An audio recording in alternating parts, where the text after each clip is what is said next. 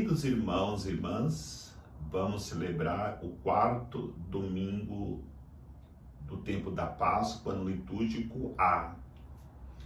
Se você não é inscrito aí nesse canal, toque aí, se inscreva para receber notificações de novas publicações de homilias dominicais e de solenidades.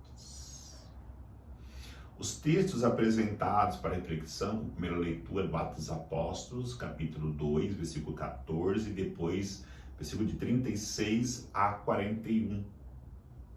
O salmo responsorial é o Salmo 22. Como segunda leitura da primeira carta de São Pedro, capítulo 2, versículo de 20 a 25. O Evangelho é o Evangelho de São João, capítulo 10, versículo de 1 a 10. Todos os anos, o quarto domingo da Páscoa é celebrado como Domingo do Bom Pastor e também o Dia Mundial de Orações pelas Vocações. Hoje, em todas as missas, rezaremos pelas vocações. Mas antes de adentrarmos a palavra de Deus, refletindo os textos, é bom nós olharmos para a figura do bom pastor e para a vocação. E nada melhor para olharmos para essas duas realidades do que relembrarmos que em 2005, quando o nosso querido Papa João Paulo II morreu no dia 2 de abril, e depois nos dias seguintes, a preparação para o seu velório, uma multidão de gente se dirigiu a Roma. E, por outro lado também, uma multidão acompanhou com muita atenção e expectativa pela televisão ou pelos meios que havia naquele tempo em relação à internet, aquelas celebrações ezequiais do Papa João Paulo II. Ali nós encontramos o retrato mais profundo do bom pastor. Nós sabemos que Cristo se apresenta no Evangelho de hoje como o bom pastor. E todos aqueles que fazem o que ele pede, o que ele quer que nós façamos, apresenta a figura de Jesus, o bom pastor. E por que eu usei o exemplo do Papa João Paulo II, hoje São João Paulo II? Porque as ovelhas seguem a voz do pastor. E este homem visitou pelo mundo inteiro os redis onde estavam as ovelhas, para que elas pudessem ser alimentadas com o seu testemunho, com a sua palavra, com as celebrações dos sacramentos que ele celebrava. Então, esta é a figura mais clara do bom pastor. E também a figura da vocação, porque nós sabemos a história de São João Paulo II, a perseguição na guerra. Ele tornou-se sacerdote e viveu profundamente a sua vocação sacerdotal. Depois foi nomeado bispo de Cracóvia e viveu profundamente na santidade da sua vocação. E depois nós sabemos que depois de 1978, quando nomeado Papa, viveu a sua vocação de sumo pontífice, buscando plenamente a santidade. Todos nós temos Cristo para imitarmos, como um bom pastor, como viver a vocação de salvar a humanidade, a vocação de Cristo. Mas alguém não só tão próximo a nós, mas alguém que é nosso contemporâneo. São João Paulo II nos deu exemplo que como devemos viver a nossa vida de pastores e como devemos viver as nossas vocações trilhando o caminho da santidade. Aí nós encontramos no discurso de São Pedro, que fique bem claro para toda a casa de Israel, que este Jesus que vós crucificastes, Deus o tornou Senhor e Cristo. Essa acusação de São Pedro não é para os judeus que entregaram Jesus à morte. Pode até ser para os judeus, porque eles fazem também parte da humanidade. Mas a acusação de São Pedro é para toda a casa de Israel. É para ele mesmo, e aí é importante nós entendermos, a primeira acusação que temos que fazer é a nós mesmos. Sim, era para os judeus, era para os romanos e eram para todos aqueles que pecaram.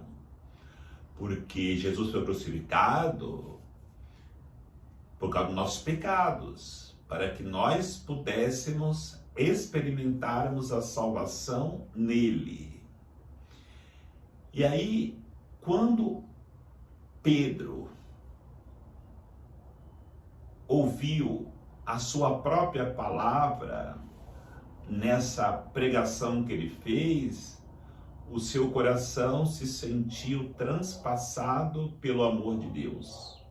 Como também os ouvintes que ouviam Pedro sentiram os seus corações apertarem, sendo transpassados pelo amor de Deus, porque esse Deus que nós entregamos para ser morto, esse Deus, é claro, encarnado, que morreu como homem, nos faz lembrar que foi para a nossa salvação.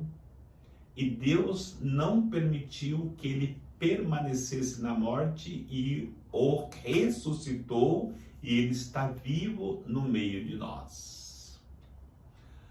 Aí o povo questiona: como que nós podemos fazer para reparar este mal que nós fizemos, para convertermos o nosso coração? E a resposta está no Evangelho. Devemos seguir a Jesus. Devemos seguir o bom pastor. E quando nós seguimos o bom pastor, ele vai oferecer para nós alimentos sadios que nos alimentarão, e esses alimentos farão com que nós queiramos cada vez mais permanecer no redil do bom pastor. Aquilo que eu dizia, São João Paulo II visitou as suas ovelhas no mundo inteiro. Em cada redil que ele passava, ele dava o alimento para as ovelhas, que as fortalecia e percebia que ali de fato estava um bom pastor que se preocupava com as suas ovelhas. E quando esse bom pastor morre, e é claro, nós sabemos que a vida desse bom pastor, São João Paulo II, foi um entregar-se pelas ovelhas. E até quando estava debilitado, ele continuou com a sua preocupação com as suas ovelhas. Diante desta realidade, nós devemos fazer em todos os ambientes que nós estivermos presentes, um verdadeiro redil, onde Jesus ali se torna o bom pastor. Na nossa família deve ser um redil. No nosso trabalho deve ser um redil. No quarteirão onde moramos deve ser ali um redil. A igreja deve ser um redil. E no momento que nós estamos como ovelhas, nos colocando nas mãos do bom pastor Jesus, ele vai sempre estar presente, olhando para todas as nossas necessidades. E quando nós estivermos procurando a ele, ele vai sempre se apresentar preocupado com o que nós estamos precisando para nos fornecer aquilo que vai nos saciar com o seu amor e com a sua graça. Foi assim com Maria Madalena, que havia saído de noite, quando ainda era escuro, estava sozinha. O bom pastor ressuscitado apareceu para ela e, diante do seu choro, o bom pastor consola o coração de Maria. Como consola o coração de cada ovelha em qualquer parte do mundo que está triste pelas situações vividas, dificuldade em suas vidas. Esse mesmo bom pastor apareceu depois de ressuscitado a Pedro e vai dizer para Pedro: Pedro, tu me amas, apacenta as minhas ovelhas. Tu me amas, apacenta as minhas ovelhas. Deus queria, na pessoa de Jesus Cristo citado, o bom pastor, reanimar Pedro diante da queda que ele tinha, porque no momento que Pedro, ele nega Jesus por 3 vezes, o seu coração ficou profundamente ferido. E é isto que Deus faz conosco. Quando estamos com remorso do pecado cometido, do mal feito, ele não nos condena, muito pelo contrário, ele reafirma as nossas missões, nos convidando para que possamos apacentar o seu rebanho.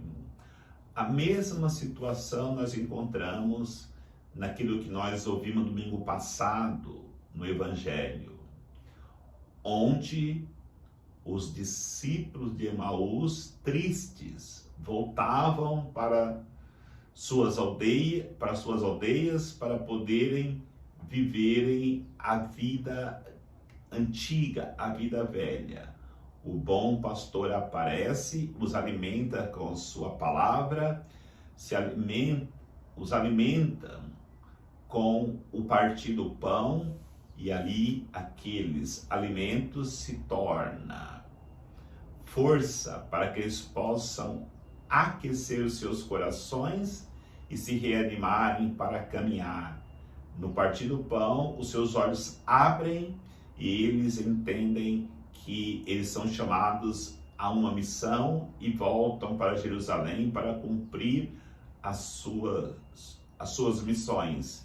Aí poderemos aqui colocar muitos outros, não só na história da Bíblia, mas na história da humanidade hoje, como eu citei a história de São João Paulo II, o bom pastor. Poderemos citar tantos outros santos e santas, ou até pessoas anônimas que, obedecendo a voz do bom pastor, experimentaram de fato um prado, uma campina, onde tem alimentos verdejantes que sacia a alma, que sacia o coração, que sacia a vida e dá força para continuar, como vai dizer São Pedro, que responde que ele não conseguiu responder à expectativa do bom pastor dele abraçar a cruz, mas agora ele conhece a sua limitação e diz para Jesus: tu sabes tudo, tu sabes que eu te amo. E no momento que nós reconhecemos a nossa debilidade como ovelhas frágeis e não agimos como lobos, mas nos colocamos nas mãos de Deus para que Ele esteja a nossa defesa, nós sairemos vitoriosos, como saiu São Pedro, se tornando esse grande pastor que hoje, na figura de Papa Francisco, conduziu a igreja e hoje conduz através desse nosso querido Papa Francisco, nos direcionando para o bom pastor que cuida das suas ovelhas e, consequentemente, nos direciona aos prados eternos que é o céu. Que o Senhor nos abençoe, em nome do Pai, do Filho e do Espírito Santo. Amém.